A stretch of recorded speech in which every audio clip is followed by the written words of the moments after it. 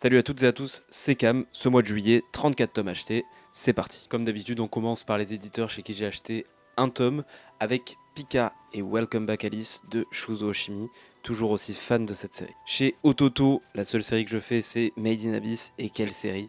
Moi j'aime toujours autant, j'ai pas spécialement de problème avec cette couverture, je sais que mon ami de la chaîne Le Monde de Tada en a parlé et a pas trop aimé le tome.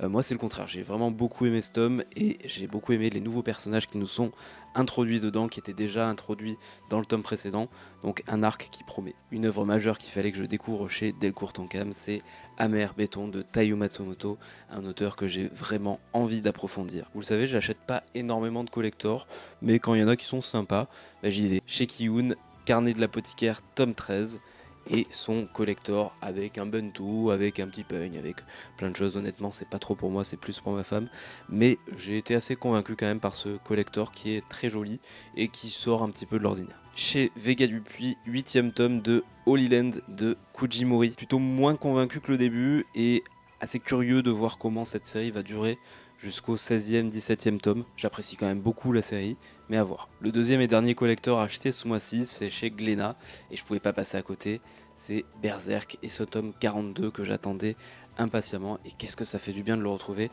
avec cette édition collector que j'ai trouvé très belle, avec pareil quelque chose d'assez original, un jeu de tarot. Moi j'aime beaucoup jouer au tarot et j'avais pas encore de jeu de tarot, donc écoutez, c'est plutôt utile au final comme collector. Chez Shiba Edition, un manga que j'aime de plus en plus, River End Café, avec son deuxième tome, sépare le dessinateur ou la dessinatrice de Coq de combat, manga que je n'ai pas encore découvert mais qui me donne quand même envie.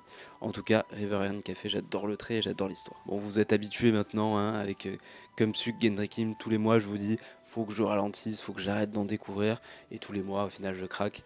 L'Arbre nu, l'avant-dernier qui me manquait de l'autrice, aux éditions Les Arènes. C'est une maison d'édition que je connaissais pas, toujours hyper convaincant, toujours sur des thèmes assez sombres, mais abordés avec ce trait très particulier de l'autrice. Moi, j'adore toujours autant. Et enfin, chez Ankama Édition, Run to Even, je l'attendais beaucoup, c'est de l'auteur français Toine. Moi j'avais pu déjà lire en numérique son manga originel qui s'appelle aussi Run to Even. Là on est dans une version beaucoup plus approfondie, je vous en parle plus sur d'autres vidéos, mais en tout cas j'ai beaucoup aimé. Chez Naban, 2 tomes également de 2 séries que j'adore, avec Anna et le Prince d'Albion le tome 3 et Vide ensemble le tome 2, vraiment des suites très très bonnes, je vous en reparle aussi. Là, on est sur de la qualité d'édition aussi chez le Renard Doré, en collaboration avec Rue de Sèvres, et le tome 2 de La Forêt Magique d'Oshigahara, et une très chouette compilation de contes avec Contes fabuleux de la nuit, également chez le même éditeur, avec une édition vraiment au top.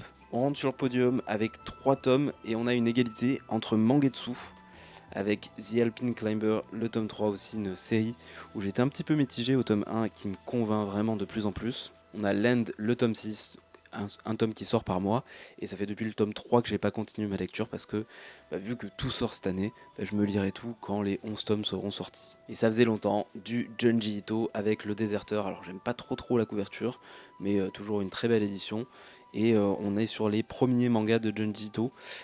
On le sent au niveau du trait, mais il y a une histoire que j'ai particulièrement aimée dans ce recueil d'histoires courtes. Et égalité donc du coup Saka Casterman avec Chasse aux cadavres, le tome 3, j'ai appris que ça serait terminé en 4 tomes, je savais pas. Très curieux de voir quelle va être la conclusion de Chasse aux cadavres, j'en ai aucune idée pour l'instant. Un manga qui est bientôt terminé en France aussi, Glouton et Dragon, le tome 13, et ils vont vraiment manquer cette bande de zouaves là qu'on voit dans ce donjon. Clairement mon manga de samouraï préféré, jusqu'à maintenant en tout cas, L'habitant de l'infini avec son tome 5. Vous avez l'habitude de voir cet éditeur très haut dans mes classements à chaque fois, c'est IMHO avec 4 tomes, et là je commence à voir ratisser pas mal le catalogue, notamment avec des mangas sur lesquels j'osais pas trop aller. Donc on a Nekojiru Udon et Nekojiru Manju, j'ai nettement préféré celui-ci. On a ensuite La Révolution Garo par Claude Leblanc. Alors celui-ci je compte pas le lire de suite, donc vous n'aurez pas d'avis dans les prochaines vidéos, mais j'ai hâte de le découvrir, de le lire petit à petit parce que très intéressé par ce magazine Garo qui représente la plupart des mangas édités chez IMHO, mais aussi ailleurs. Celui-ci je vous en parlerai pas non plus dans des vidéos bilan lecture, c'est Kuekai, 2 vrais héros. En fait, on est sur un livre pour enfants, hein. Je le savais pas. Je l'ai acheté quand même, je trouve l'édition très belle, mais je peux pas vraiment donner d'avis, c'est du livre pour enfants, c'est très court, c'est très coloré, et c'est très enfantin. Et sur la première place du podium, on retrouve Kana avec 11 tomes et 3 séries différentes. Donc tout d'abord le tome 6 de Darwin's Incident, une série que j'apprécie toujours autant, même si le rythme de parution est un peu lent, mais c'est toujours un plaisir de retrouver un tome. Et une grosse différence d'édition chez le même éditeur avec Slam Dunk, le tome 4, qui est pour moi le meilleur depuis le début. Et surtout Slam Dunk, dans cette édition-là, c'est pour moi l'une des meilleures éditions du marché, versus Darwin's Incident, où je suis pas un grand fan de l'édition, surtout du dos que je trouve un petit peu sans intérêt. Et ma grosse trouvaille du mois, c'est l'intégrale de Kamakura Diary, une série dont j'aime beaucoup les couvertures. Vous voyez comme elles sont très belles. Alors c'est une série que je connaissais pas et que j'ai découvert dans un tournoi achat manga où quelqu'un l'avait proposé. Et en fait, les couvertures m'ont beaucoup attiré. Et je me suis dit, bah, il faut que je découvre ce manga. Surtout que en 2022, je suis allé au Japon. Et lors de ce voyage au Japon, je suis allé à Kamakura. Et j'ai très envie de revoir cette ville dessinée dans un manga parce que j'avais adoré cette ville. Et j'entends vraiment beaucoup de bien de ce manga. Donc, hâte de le découvrir. Et ça sera fait dans les prochaines semaines, très certainement. Et c'est la fin de cette vidéo achat manga du mois de juillet. J'espère que vous avez apprécié la vidéo. Si c'est le cas, n'hésitez pas à vous abonner à la chaîne pour me soutenir et à mettre également en commentaire quels ont été vos meilleurs achats du mois, à vous aussi. En attendant, prenez soin de vous, on se retrouve très vite pour de prochaines vidéos. Salut, ciao.